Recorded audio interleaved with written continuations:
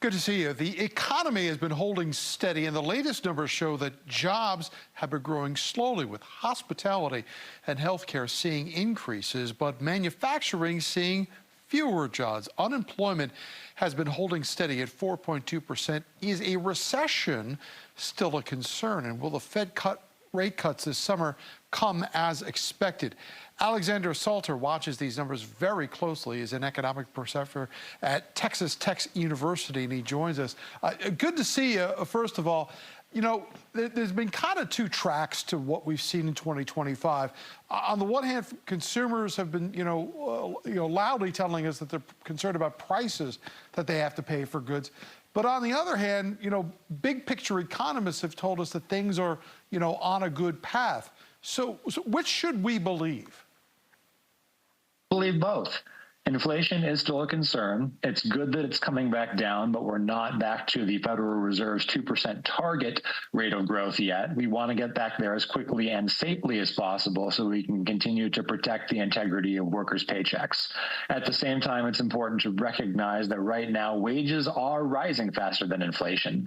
Depending on which measure of inflation you're looking at, prices for consumers are going up between 2.1 and 2.3% per year.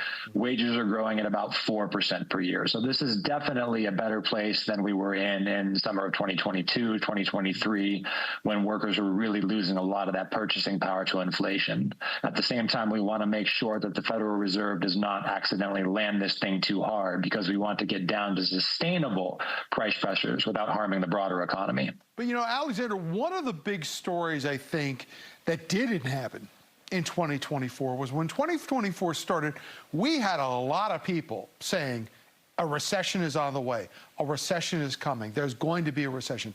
It didn't happen. We're starting to hear those things now halfway through 2025. So should we be prepared for a recession, or is this more same as the talk that we heard last year? Never say never, but I don't think a recession is coming.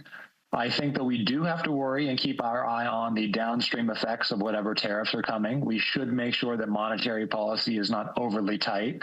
That said, the jobs data looks pretty good.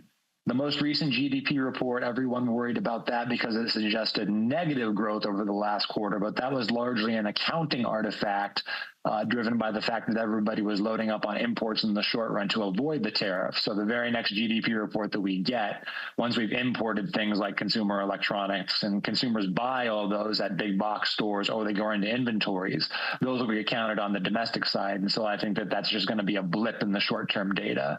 Our two biggest concerns right now are continuing frictions in international trade and finance, and that the Federal Reserve does not ease monetary policy in an appropriate way as inflation comes back down. It is possible to navigate those policy challenges successfully, and provided that's done, I'm confident the U.S. economy can avoid a recession. All right, so let's talk about that last part, the Fed. You said that you wanted to see them land this thing correctly. However, these ongoing concerns about inflation have kind of, cooled the Fed's ability to kind of move forward with some of these rate cuts. So which will win out in this? If the prices and the inflation continue to be a problem, will that push off a rate cut? I don't think so. I don't think that we're going to get a rate cut in the summer. But most forecasters and the Federal Reserve's own projections do show 2 rate cuts coming in 2025. That'll probably happen sometime starting in the fall. You should look for about 25 basis points, a quarter of a percentage point each. We're very close right now to the Federal Reserve's official target of sustainable inflation of 2%. We're just over that.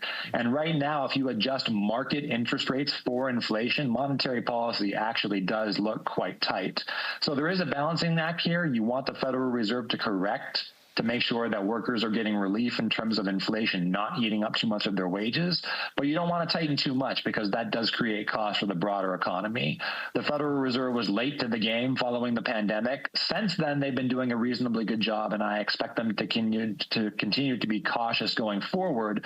But I think that we can ultimately get prices back down to where we want them without harming economic growth and jobs. All right, Alexander Salter is an economics professor at Texas Tech University. We appreciate you for joining us here on The Hill.